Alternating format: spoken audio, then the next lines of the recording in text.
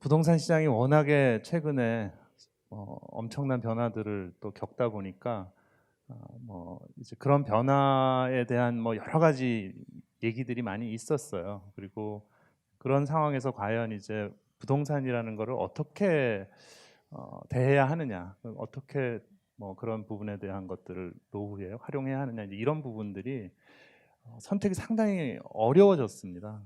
가격도 많이 올랐을 뿐더러 그런 또 변동이 워낙 크다 보니까 이 위험에 대한 또 그런 부분도 커졌고요.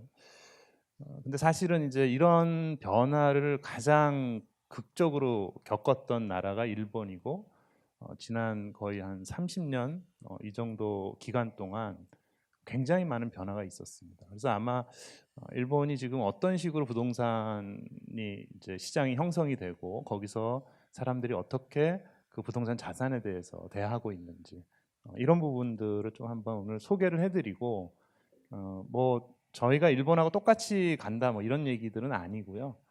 그런 경험들, 적어도 우리보다 한 20년 또는 25년 정도 빨리 저는 겪었다고 보는데, 그런 과정이 이제 향후에 우리한테도 주는 시사점이 분명히 있다라고 생각을 합니다.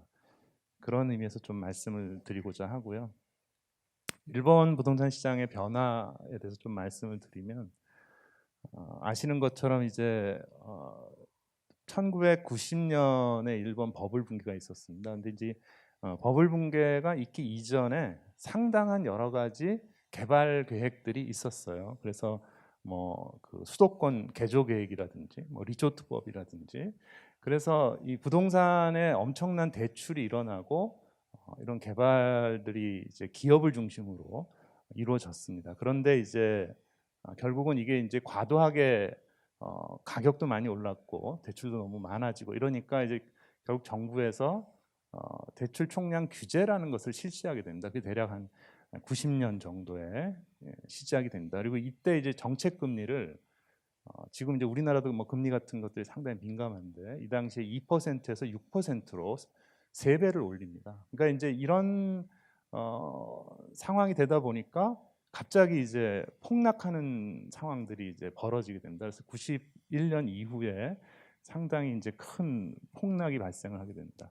그런데 이제 이 폭락을 한 이후에도 사실은 정부가 이제 시장 자체를 다시 회복시키는데 상당한 어려움을 계속 갖게 됩니다. 그래서 결국은 이제 90년대 후반쯤 오면서부터 이 시장을 이렇게 계속 만들어 가지고는 좀 쉽지 않다라고 생각이 되기 시작을 해서, 이때부터 이제 새로운 정책들이 등장을 합니다. 이 97년에 있었던 신종합 토지 정책이라는 것이 이제 그런 부분 중에 하나인데, 여기 보시면 이제 이전까지는 임대주택에 대한 정책들이 그렇게 제대로 시행이 안 되다가 이때부터 제대로 된 이제 임대주택 정책 같은 것들도 나오게 되고요.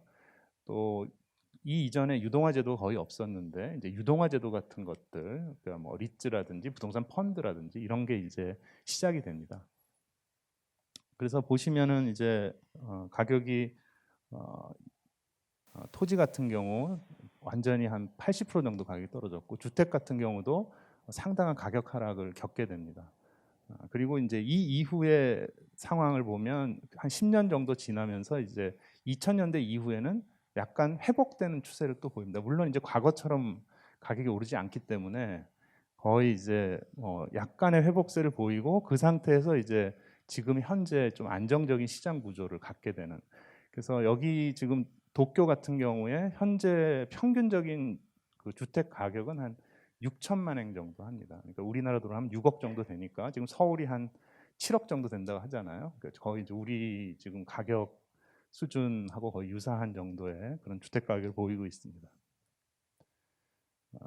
일본의 이런 변화들을 초래하는데 이제 여러 가지들을 영향이 줬겠죠. 생산 가능 인구 같은 게 줄었다든지, 아까 그런 정책적인 부분에서의 이제 규제가 있었다든지 이런 게 있었고, 그런데 이제 우리가 지금 현재 좀 더 주목하고 있는 것은 인구 구조의 변화가 일본에서 상당한 시장 변화를 가져오게 된다라는 부분입니다. 그래서 일본에서 지금 인구 자체는 이미 2006년에 피크를 보여서 이후에 지금 이제 세대 수는 증가를 하고 있습니다. 그러니까 인구 자체는 2005년부터 줄었고 세대 수는 지금 2020년부터 줄어들 걸로 봅니다. 그러니까 우리나라의 경우는 대략 인구 자체가 주는 것 자체도 아직 2030년 정도로 보고 세대 수도 한 2045년 뭐 이런 수준을 보기 때문에 상대적으로 우리는 좀 여유는 있는데 일본의 경우는 이미 이제 세대 수도 감소하는 국면에 와 있고요.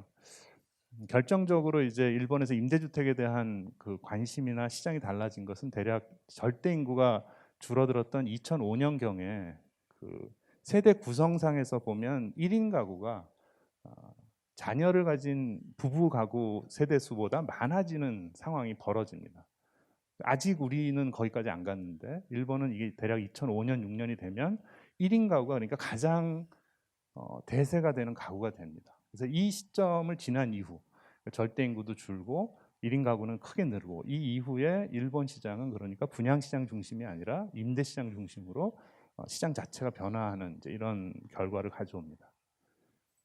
실제로 이제 전체적인 주택 수요는 장기적으로 줄어들 걸로 보고 있고요. 물론 이렇게 그 뭐 노무라나 이런 데서 예측한 것처럼 계속해서 내려가지는 않았습니다. 그렇지만 결국은 이렇게 상당히 그 인구가 세대 인구 이런 것들의 어떤 쇠퇴로 인해서 전체적으로 새로운 주택 공급은 계속해서 줄어들 거라고 예측이 되고 있고요.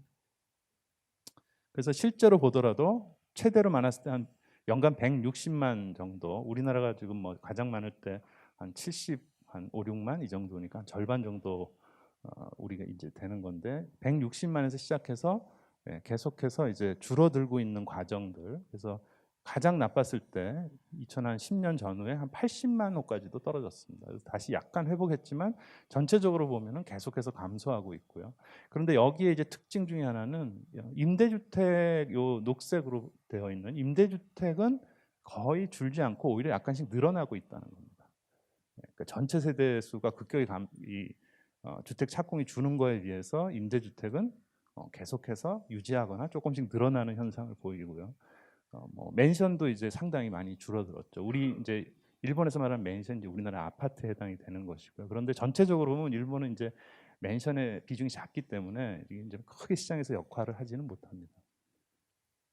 그래서 전체 주택 중에 그 세대 수하고 비교했을 때 주택 자체가 이미 이제 공급 과잉의 현상들을 계속해서 보여왔고요. 그러니까 지금 대략 한 116%니까 우리나라가 아직도 이제 100% 조금 넘는 수준이니까 일본은 상당히 많이 남고 있는 것이죠. 그래서 공가율도 13%뭐 이런 수준, 한 800만 호 이상.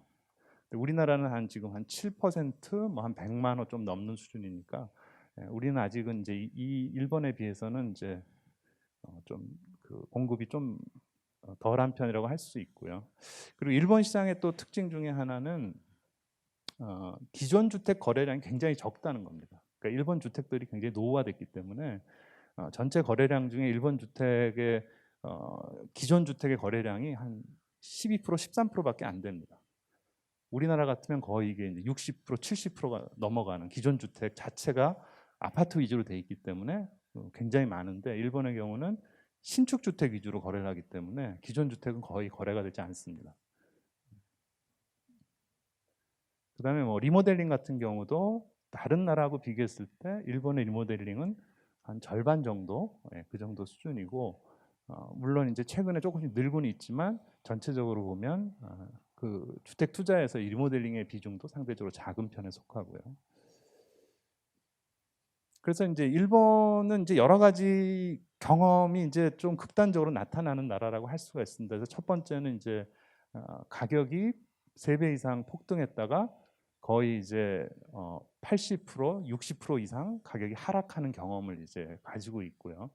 또 이런 것들이 인구의 어떤 구조 변화하고 굉장히 밀접히 관련해서 나타났던 현상이고, 그래서 이 이후에 이제 일본에서의 그 부동산 산업이나 이런 트렌드를 보면은 소유보다는 이제 사용에 대한 것들이 강해지고 분양보다는 임대 쪽으로 시장이 계속 옮겨가는 현상이 나타납니다. 그래서 자기가 직접 운영하는 사람보다는 위탁하는 경우가 훨씬 많아지고 위험을 회피하기 위해서 이런 보증 상품들을 활용하는 사례들이 굉장히 많았습니다. 그래서 전체적으로 보면 뭐 심지어 토지도 이제 따로 계약을 해서 공동 개발하거나 이런 식으로 해서 결국은 자산을 보유하는 쪽보다는 그것을 좀 활용하는 쪽에 산업의 어떤 포커스가 맞춰지고요. 자금 조달도 담보대출이 아니라 유동화 제도를 중심으로 이렇게 변화하는 현상이 나타납니다. 그래서 뭐 기존 시장, 그러니까 기존의 부동산 시장에 뭐 여러 가지 뭐 임대 사업을 하고 분양 사업을 하고 관리 사업을 하고 중개 회사 이런 것들은 뭐 우리나라도 마찬가지로 이렇게 존재해 왔지만 일본에서는 이제 이런 그 과정을 거치면서 부동산 펀드 비즈니스가 엄청나게 발전을 합니다. 그래서 이런 그 새롭게 펀드들이 조성이 돼서 거기를 통해서 나오는 주식이나 채권을 사는 형태로 투자 패턴이 바뀌는 거죠. 그래서 이 새로운 형태의 이런 부동산 금융 회사들이 굉장히 주요한 플레이어가 되는 이런 현상이 나타납니다. 전체적으로 보면 이제 일본의 주택 소유율은 대략 한 62% 정도, 우리나라와 거의 비슷합니다. 그리고 공공임대주택은 한 5% 정도밖에 되지 않습니다. 우리나라가 지금 6.5입니다. 그래서 굉장히 구성이 비슷해요. 그래서 여기도 보면 민간이 한 28%, 그래서 민간 임대주택의 비중이 상대적으로 이제 다른 나라에 큰 나라고요. 그래서 일반적으로 이제 뭐 우리나라도 개인 임대를 개인들이 주로 하고 있지만 일본도 본질적으로 보면 개인 중심의 임대 사업들을 하고 있습니다. 전체 임대주택의 85%를 개인들이 이제 임대를 놓고 있고요. 우리나라는 대략 한 뭐 96% 정도 개인이 직접 운영을 합니다. 그런데 이렇게 개인들이 임대주택을 그 소유는 하는 것이 맞는데 우리나라의 경우는 소유를 하는 사람이 직접 관리를 하는 이런 패턴으로 되어 있는데 일본 같으면은 이 소유하고 있는 것의 대부분을 위탁을 주고 있는 거라고 보시면 됩니다. 직접 운영하는 경우가 거의 없다 이렇게 보시면 되고요. 이거는 이제 일본의 임대 사업자를 제가 통계를 좀 가져온 건데 지금 국토교통성에 현재 등록돼 있는 업체만 거의 이제 3,700개 정도, 그래서 한 550만 원 정도는 국토교통성에 등록한 임대 관리 회사한테 개인들이 맡겨가지고 그 수익을 돌려받는 구조 이렇게 운영을 하고 있고요. 전체로 보면 전체 임대주택이 한 1,450만 호가 있는데 이 중에 1,100만 호 정도가 위탁이 돼 있습니다. 그래서 뭐 위탁해서 관리하는 쪽은 뭐 이제 중개업을 하는 경우도 있지만 이런 걸 전문적으로 하거나 또 좀 규모 있게 하는 회사들도 많이 있습니다. 제가 여기 이제 몇 개 회사 사례를 가져왔는데 임대주택 관리회사 일본에서 가장 큰 회사 다이토 겐타쿠 같은 경우에 거의 100만 호를 위탁 가지고 운영을 해줍니다. 그러니까 개인이 맡기면 여기는 대부분 마스터 리스를 하기 때문에 임대를 보장을 합니다. 대략 30년간 보장을 해주고 마치 연금처럼 자기가 위탁받은 임대주택을 운영해서 계속해서 시장 임대를 주는 겁니다. 그리고 이 회사들이 뭐 대부분 상장사거나 대기업들이기 때문에 사실은 맡긴 사람이 별로 부담이 없어요. 그래서 기본적으로 이런 회사들이 실질적으로 임대주택을 개인을 대리해서 그 수익도 보장하고 운영도 해주는 이런 구조를 가지고 있다고 보시면 되겠습니다. 그리고 이제 임대주택이 뭐 우리는 이제 임대주택에 대해서 등록을 할 경우에 이제 몇 가지 세제 혜택이 있지 않습니까? 근데 일본에도 이제 그런 부분들이 있는데 일본은 좀 굉장히 그 적극적인 세제 혜택을 부여를 합니다. 그게 뭐냐면은 그 임대주택에 대한 상속 증여세 감면 제도라는 게 있습니다. 그러니까 이것을 이제 임대주택을 그 기존 주택을 뭐 임대주택으로 바꾼다든지 그렇게 했을 때에는 사실상 상속증여세를 물지 않도록 그렇게 제도가 되어 있습니다. 그래서 사실은 이제 이걸 선택하는 개인들 입장에서 보면 임대주택을 새로 개발해서 맡기는 과정에서 추가적인 세금이 거의 없고 또 시장에서 30년 정도 임대소득을 보장받는 이런 구조니까 이것이 이제 하나의 큰 비즈니스로 형성이 된 것이죠. 예, 그래서 이제 일본이 이런 제도들이 대략 한 IMF 버블 붕괴 이후에 10년 정도 지나면서 제도들이 생겨나고 그 이후에 이렇게 발전을 하는 그런 과정을 한 20년 정도 경험을 하게 됩니다. 그래서 소유는 개인이 하지만 관리는 위탁을 하는 이 구조를 가지고 있고요. 그다음에 이제 펀드들도 이 이후에 굉장히 많이 2000년 이후에 생겨나서 뭐 최초에는 좀 이렇게 투자 수익을 크게 하는 그런 좀 기회형 사모펀드, 우리나라식으로 하는 이제 부동산 펀드들이 이제 생겨나죠. 그리고 2000년대 중반쯤 가게 되면 제이리츠라 그래서 이제 상장하는 부동산을 투자해서 주식시장에 상장을 해서 그 주식을 투자하게 하는 그런 식의 이제 리츠가 형성이 되고요. 지금은 이 규모가 엄청나게 커졌습니다. 그래서 지금 일본이 한 11조 엔 정도가 이 제이리츠로 되어 있습니다. 우리나라 돈으로 한 110조 정도 되는데 일본 정부가 이제 향후에 30조 엔 정도까지 이걸 늘릴 계획이고 이 안에 들어가는 부동산은 오피스나 상업시설에서 시작을 해서 지금은 주택까지 포함해서 굉장히 광범한 부동산을 이런 방식으로 운영을 하고 있습니다. 그래서 대부분 일본에서 이 리츠를 운영하는 앵커 투자자는 대부분 대기업들이 하고 있고 이 회사들의 자회사들이 자산관리회사나 임대관리회사를 같이 운영을 해줍니다. 그러니까 앞에서 얘기한 이제 개인이 그냥 직접 임대관리회사에 위탁하는 구조 이런 것들이 하나 있고 그 다음에 이제 그런 주택을 직접 또는 그런 부동산을 보유하지 않더라도 주식시장에서 이미 투자를 해서 그것이 주식의 형태로 또는 뭐 ETF나 뭐 다른 금융자산의 형태로 개인이 살 수 있는 그래서 우리가 지금 우리나라 ISA에서도 규정상으로는 리츠를 살 수 있게 돼 있는데 워낙 주식이 적어서 그런데 일본의 경우는 노후 자금의 대부분을 이런 리츠에 투자를 하는 겁니다. 그래서 그 부분이 굉장히 발전을 했다. 그리고 여기는 제가 이제 일본의 리츠의 그 사례들을 이제 보여드리려고 가져온 건데 대략 한 50개 정도 리츠가 있는데 이 중에 9개가 임대주택입니다. 임대주택에 투자한 그래서 가장 큰 경우는 한 3조 원 정도 되는 그래서 한 그 건물 수로 보면 한 250개 정도 건물을 가진 이런 리츠 펀드가 있고요. 이 주식을 이제 그러니까 개인들이 얼마든지 살 수 있고 또 주식시장에서 팔 수 있고 이런 형태로 되어 있다라는 겁니다. 그래서 일본이 이런 걸 성공하는 과정은 이제 상업용 시장에서 시작해서 임대 시장으로 그 주택 임대 시장으로 그리고 그런 것들을 운영하는 전문 회사들이 굉장히 많이 존재하기 때문에 그것이 이제 개인들 입장에서 직접 그것을 맡기든 또는 주식의 형태로 투자를 하든 이런 것들을 얼마든지 노후 자금을 가지고 할 수 있는 이런 구조라고 보시면 되겠습니다. 그래서 일본의 시장이 대략 90년 이 버블 붕괴 후에 한 10년간은 사실은 굉장히 어려움을 겪었어요. 그러니까 결국 매매 시장에서 임대 시장으로 전환의 과정이 있었고 그 이후에 2000년대 들어와서 임대 시장이 급속히 성장하는 구조를 가지게 됩니다. 그래서 현재까지는 임대 시장을 중심으로 이런 부동산 투자라든지 그런데 그것이 이제 우리처럼 개인이 모든 것을 책임지는 구조 그런 위험을 다 안는 구조 이런 것들은 아니라는 거죠. 그것을 운영을 맡길 수도 있고 그것을 이제 주식의 형태로 바꿔서 보유할 수도 있다는 겁니다. 그래서 우리하고 좀 다르게 이 개발 분양 시공이라는 이 시장은 이미 일본에서는 그렇게 주목받는 시장이 아니고요. 사실은 보유 매각 그래서 임대 관리, 자산 관리, 금융 이런 식의 어떤 상품 투자로 부동산 자체가 이동을 했다 이렇게 보시면 되겠습니다.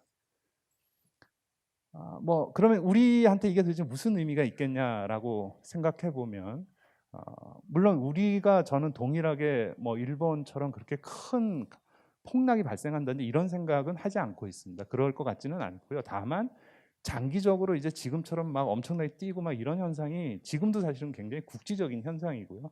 전체적으로 보면 가격의 어떤 안정성 또는 약간의 하락 과정을 겪을 거다라고 보이고 이제 그런 부분들이 이제 우리도 일본에서 일어났던 이런 현상이 시간이 지나면서 점점 나타날 가능성은 있다라고 보이고요.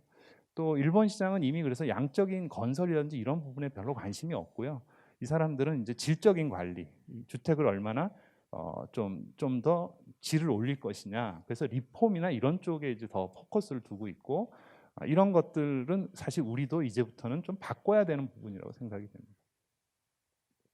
그래서 대략 인구 구조로 보면 우리가 2020년이 되면요, 1인 가구가 자녀가 있는 부부 세대보다 많아집니다. 그러니까 사실은 이제부터 시작이죠. 일본의 한 2005년 정도부터 시작된 이 임대 시장 붐이 임대주택 시장 붐이 우리는 이제 2020년 정도부터 본격화될 거라고 저는 이제 예상을 하고요. 최근에 이제 인허가 물량 같은 게 굉장히 많았지만 아마 76만 호 이런 식의 어떤 엄청난 그 물량 이런 상황은 향후에는 좀 오기 힘들 거다라고 보입니다. 이제 앞으로는 상당히 이것이 떨어지는 과정을 겪을 거라고 생각을 하고 있고요. 주택 거래량도 지금 2015년에 120만 호까지 거래를 했지만 사실은 이 부분도 계속해서 내려가고 있습니다. 그래서 아마 이제 이렇게 많은 거래량을 보이기는 힘들 거라고 생각을 하고요.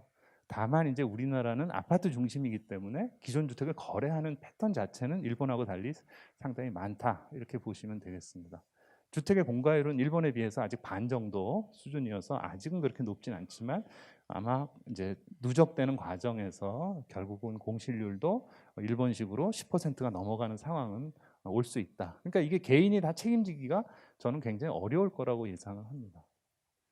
반면에 이 전월세 거래량은 엄청나게 늘어서요. 매매 거래 지금 거의 2배에 달합니다. 그래서 지금도 거의 170만 건 정도 한 해에 임대차 계약이 일어나고 있고요. 이것은 계속 증가되는 추세를 보이고 있다. 그리고 뭐 월세 같은 것들도 뭐 공식적으로는 50%가 안 넘지만 사실은 우리가 시장에서 보면 이미 50% 훨씬 넘었기 때문에 하나의 수익형 부동산으로서의 임대주택이 형성이 됐다라고 보입니다.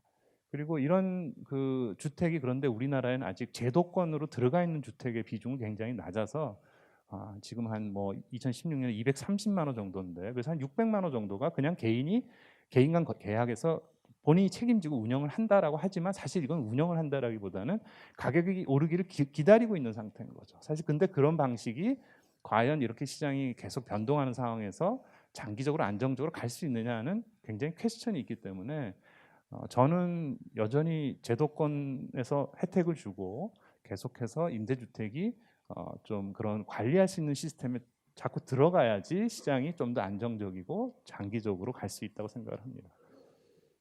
임대료 시장 규모가 얼마나 되느냐라고 보면 이제 제가 추정한 바로는 한 26조 원, GDP 한 2% 정도 됩니다. 근데 이런 부분이 이제 우리나라에서는 전혀 산업이 아니고 그냥 개인 간 거래에 의한 그런 수입의 구조로 가지고 있는데 이게 이제 하나의 산업으로 전환돼야 한다라고 생각이 되는 거죠. 그리고 실제로 우리가 보증부 월세 같은 경우 보면 소득 대비 한 15% 정도 부담을 하는 겁니다.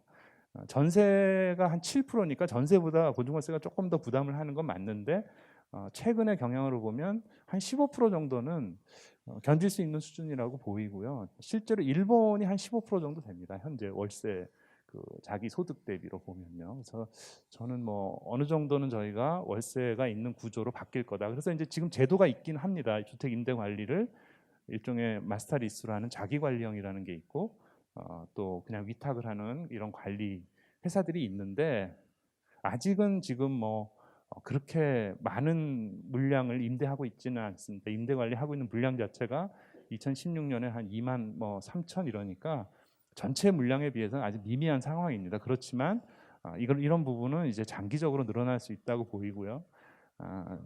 리츠의 경우도 저희는 사실은 리츠 말고 부동산 펀드가 규모가 더 크기 때문에 일반적으로는 부동산 펀드에 투자들을 많이 하고 계시고요. 리츠는 사실은 기관들끼리 투자를 많이 해왔고 그런데 이게 이제 꽤 늘어났습니다. 그래서 전체 지금 한 리츠가 거의 한 40조 총 자산 규모로 보면 그 중에 한 절반 정도가 현재 임대주택으로 되어 있고요. 그래서 수익률을 보시면은 실제로 주택의 경우는 수익률이 굉장히 낮은데 이거는 우리나라의 공공임대로 투자한 리츠들이 많기 때문에 수익률은 좀 주택은 낮은데 나머지들은 이제 민간 베이스로 하기 때문에 오피스 같은 경우는 한 7% 정도, 리테일 같은 게 10%가 넘습니다. 근데 왜 그럼 우리한테 이런 게 없느냐? 이 투자자의 대부분이 현재는 기관들입니다. 개인한테 지금 가지 않았기 때문에 그래서 이제 개인들이 지금 못 하고 있는데 사실은 굉장히 좋은 투자 대상이 존재하고 있는 것이죠. 그래서 이 부분을 최근에 상장하는 구조로 바꿨습니다. 그래서 이제 지난 6월에 이리츠 코크랩 리츠도 들어왔고 또 8월에 신한 알파 리츠라는 거 들어왔고 뭐 이런 것들이 대개 이제 수도권 안에 있는 상당히 대규모 부동산을 담고 있는 그런 리츠고 그 주식은 주식시장에서 투자할 수 있는 이런 구조로 되어 있습니다. 그래서 뭐 향후에 이제 홈플러스 리츠 같은 게 상장될 예정이니까, 그러니까 이게 이제 어느 정도 수익성 있고 이런 거에 대한 분석은 이게 좀 쌓이면은 다시 이제 애널리스트나 이런 분들이 이제 그 주식에 대한 어떤 의미나 이런 것들을 이제 해설도 해주고 그래서 시장이 형성돼 가야 되는데 현재 규모로 보면 한 6천억밖에 안 되니까 크지는 않습니다. 그렇지만 앞으로는 저희가 일본 사례나 이런 걸 봤을 때 상당히 커질 수 있다라고 보이고요. 그래서 오늘 뭐 제가 좀 일본 사례로 뭐 말씀을 드릴 수 있는 것은 크게 보면 하나는 직접 부동산을 보유하는 경우에도 사실은 그것을 전문적으로 하는 기관에다가 위탁을 줘서 전문적으로 운영하게 하고 그 수익을 돌려받는 구조, 이런 것들이 일본의 경우는 거의 일반화돼 있다라는 것이고, 또 직접 부동산을 가지고 있지 않더라도 좋은 투자 부동산에 투자를 한 그런 리츠 주식이나 이런 것들을 금융 상품으로 또 투자해서 노후 자금을 운영하는 것이 일본에서는 아주 일반적인 그 노후 자금을 쓰는 가장 일반적인 형태이기 때문에 저희가 이제 향후에 이런 자산들이 계속 늘어나면 비슷한 추세로, 시간은 좀 더 걸리겠지만 계속해서 그런 방향으로 갈 거다. 그리고 그것이 지금 우리가 이렇게 너무나 변동성이 크고 리스크가 크고 그런 직접 부동산을 매입해서 가격이 오르기를 기다리는 이런 투자 패턴에 비해서는 훨씬 더 안정적이고 장기적인 투자가 될 수 있다. 뭐 이런 말씀을 드리고자 합니다. 예, 저는 여기까지 말씀드리겠습니다. 고맙습니다.